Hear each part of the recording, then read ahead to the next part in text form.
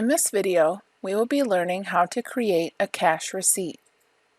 We'll pretend that we have just received a check for $100 from a customer who owed on his car deal. We'll begin by clicking the Receipts button to open the Receipts window. If you don't see the Receipts button on your screen, click the Main button to refresh your button row. If you still don't see it, you may not have access and you should speak with your office manager.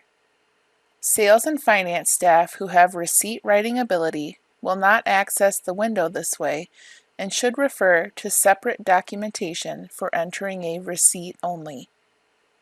Now, with the Receipts window open, click on Insert, then Insert Receipt and Accounting. We will first choose our payment method. To do this, just click the drop-down button below Payment Method and choose Check. You will have your own set of payment methods in this drop-down, so choose the one that most appropriately represents the receipt that you need to make out. If you are following along for practice, just choose the method that best represents receiving a check for a vehicle receivable. Next, I'm going to hit the Tab key and insert the amount of the check that I received. Remember to add a decimal point at the end or an additional 2 zeros, or you will find yourself entering a $1 receipt instead of a $100 receipt. Another tab will take us to the check number denomination area, which is a free area we can use to insert a check number, bill denomination if cash was used, or any other brief description of the payment. Feel free to leave this field blank for now. We only received the one check, so we are done entering payment methods, and we can tab a few times until we drop into the Receipt Date field. This will be the date of the transaction and the date that prints on the receipt, but not necessarily the day that it hits accounting. We'll leave the receipt date as shown and tab down to the accounting date. The accounting date is the date that our entry will hit accounting. In this case, we are a bit behind on running month end, so I'm going to have to back it up a couple of months. You'll want to enter the date that your receipt needs to be accounted for. Now let's tab again and we enter the control field. We will skip this field for now and come back to it later. Hit the Tab key again to reach the Customer ID field. While it is acceptable to manually enter the payer's information in the fields below, most users prefer to enter their customer ID here and have the information fill in automatically. This not only saves time, but also helps reduce the risk of a typing error. If you don't know your customer's ID, that's fine. We can look it up by clicking the drop-down arrow next to the field. Make sure that Customers is chosen in the top row of the search window, and then start typing the last name of the payer in the name box. Our customer's name is Sean Hoffman, so let's start by typing Hoffman. Now we can click Search or hit the middle Enter key on our keyboard to perform the search. As you can see, we have a lot of Hoffmans. Let's narrow it down a bit further by adding the first name. I'll click back into the Name field and enter a comma and an SH to the name with no spaces.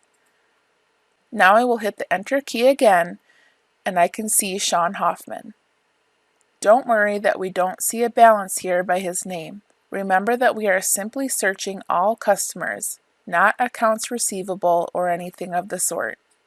Finally, I will double-click on the customer's name to populate his information into the Receipts window. Notice that the name and address information for this customer comes in automatically based off of the information attributable to customer ID 4200733 in the Customer Master window. We'll skip the deal number field, and our name and address information is already loaded, so we will hit the Tab key 6 times to reach the comment box. This is a multi-line field for adding any information you want to add to the cash receipt. Please note that this information will print on the receipt and the customer will be able to see it. For this receipt, let's write paid with check number 5432. Now we are ready to enter the accounting lines. To drop down to the lines, we can either click the OK button in the top right corner of the screen, or we can tab once and then hit the middle Enter key. If you choose to click the OK button, make sure that you only click it once.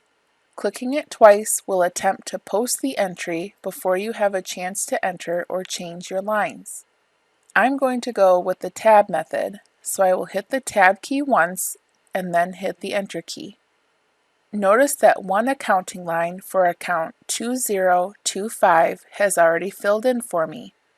If you look back to your payment method box under the far right column, you will see the GL or General Ledger column. Our Receipts Setup window, which is not covered in this video, allows you to designate a default credit and debit account for each pay method, which will automatically create the accounting lines for you when you hit Enter or click OK. For this pay method, we only have the debit account set up to pre-fill. Now I need to enter the credit line. Note that my cursor is in the field above company in the accounting lines. As you may know from other videos, all of the accounting lines are entered here and then they drop into the list below.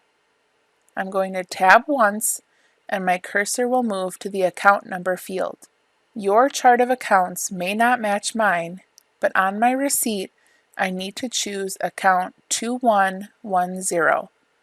If you don't remember what account you need to use, feel free to pause the video and ask for assistance, or click the drop-down arrow beside the account field to browse the chart of accounts.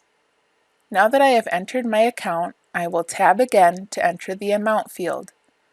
This will be a $100 credit. Don't forget your decimal point or trailing zeros. Tabbing again enters the control field, which has been automatically filled with my customer ID from the top of the receipt. If I tab again, I see that this account has a required Control 2 of stock number. I'm going to enter stock number Q332 into this field and tab through to the line description. Enter Receipt Practice and tab one last time to drop the line into the list. Now we are ready to print. I'm going to make sure that the Print Now box on the top of the receipt is checked. That can be checked automatically, but our test dealership here has chosen not to have it be checked automatically. Then I'm going to hit Enter to finish the receipt. You can also click OK in the top right again to finish it off. A print prompt will appear, and I'm going to go ahead and print this to screen so that you can see what it looks like. Congratulations! You have successfully learned how to create a cash receipt.